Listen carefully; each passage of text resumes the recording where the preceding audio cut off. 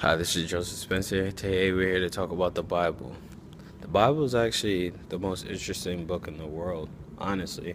It's been printed for 5 billion times in the period of 1815 to 2015. That's the most best-selling book ever written.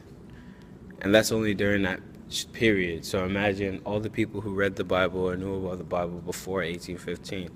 Bible has so much information in there. Bible is the key to life. Most people don't realize that the Bible talks about everything about life, every single aspect. And the Bible was written by 40 people, 40 men over the period of 1600 years. So these 40 men were all different kinds of people, such as there was Isaiah, he was a prophet. Ezra was a priest. Matthew was a tax collector. John was a fisherman. Paul was a shepherd. And Luke was a physician or doctor. That's only to name a few. And I wonder why God would even make it written like that or by so many different people. He didn't make it just written by priests. You want to know why? The reason being is because it's supposed to be relatable to other people. If you only saw priests speaking, then you wouldn't be able to relate to it because you're not a priest. But when you see people of all different walks of life being called or inspired by God to write something so holy that it only could be of God's words, then that's something phenomenal, and that's something anybody can relate to. So, another great thing about the Bible is that the Bible's accuracy is 100%. The Bible is never wrong. That's the craziest part about the Bible. The Bible predicted so many events before they even occurred. I don't know if most of you believe this, but even if you check the Bible, you can check all over. And historians state that the Bible has predicted the rise and fall of many empires, hundreds of years in advance. The book of Daniel, chapter 2, verse 7, predicts the fall of Babylon, Persia, Greece, and Rome. And they're shown through symbols, and most historians are trying to figure out, how is this even possible? How could the Bible even talk about something that's going to happen hundreds of years later? Some people, it's just hard to fathom. Another thing is that it also talked about the rise and fall of anybody who tried to unite Europe. It said that Charlemagne failed, Napoleon failed, Kaiser Wilhelm failed, Mussolini and Hitler all failed to bring about an empire of Europe.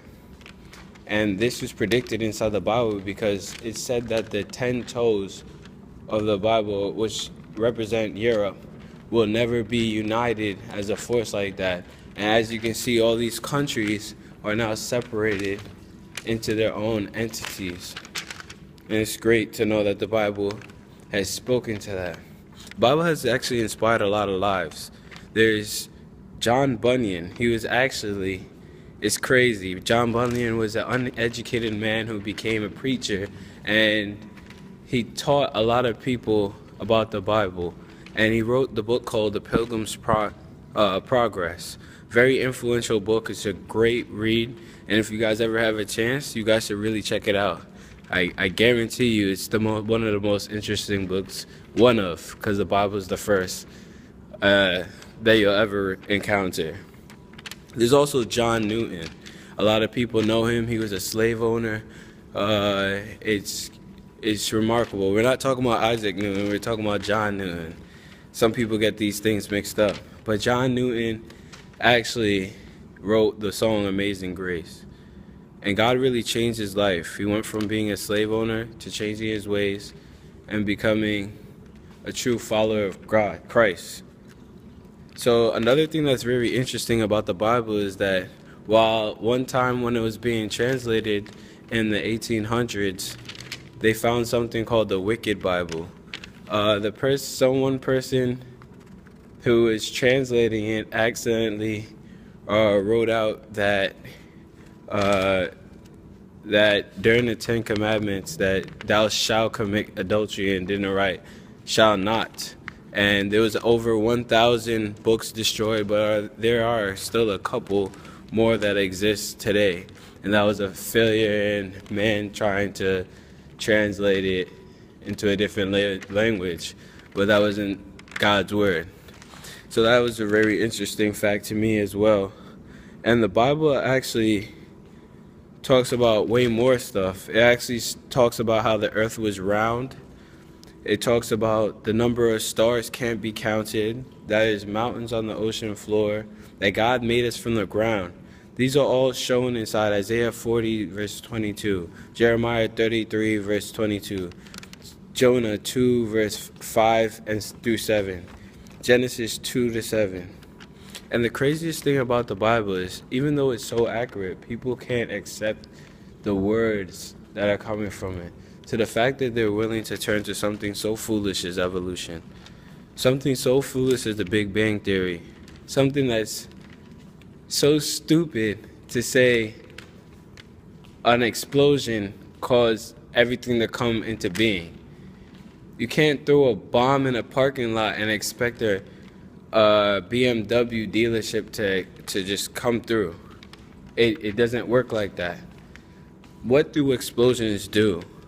Explosions destroy things. They do not create things.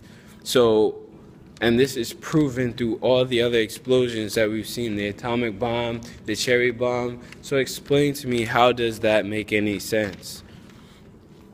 And most people ask, which came first, the chicken or the egg? Well, I've got an answer for you.